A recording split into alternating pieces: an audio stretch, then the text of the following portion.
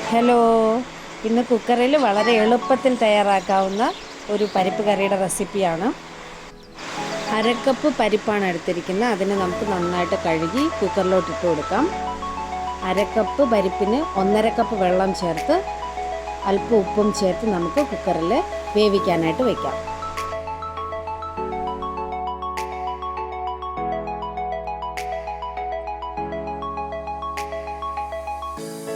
കുക്കറിൽ ഒരു 5 വിസിൽ കേൾപ്പിച്ച ശേഷം നമുക്ക് ഫ്ലെയിം ഓഫ് ചെയ്യാം.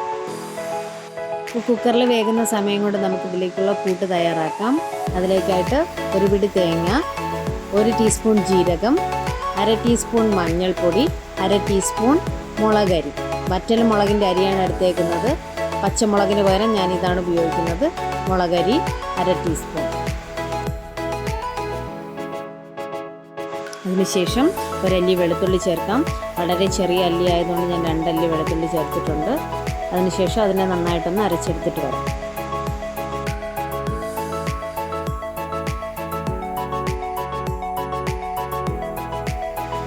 നല്ല ഫൈനായിട്ട് അരഞ്ഞു പോകരുത്.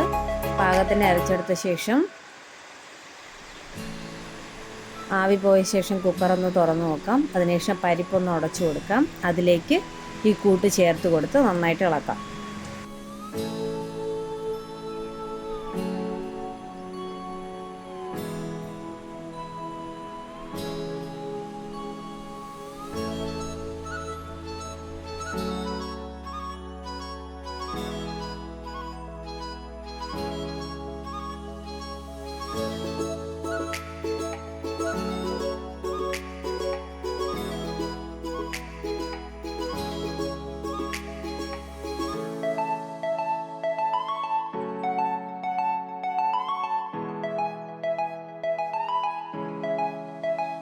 പരിപ്പ് കറിയുടെ പാകത്തിന് കൺസിസ്റ്റൻസിയിൽ അത് കലക്കിയെടുത്ത ശേഷം അതിലേക്ക് കരിവേപ്പിലയും 1 ടീസ്പൂൺ പച്ച വെളിച്ചെണ്ണയും ചേർത്ത് ഇതിനെ ചെറുതായിട്ടൊന്ന് ചൂടാക്കിയാൽ മതിയാകും.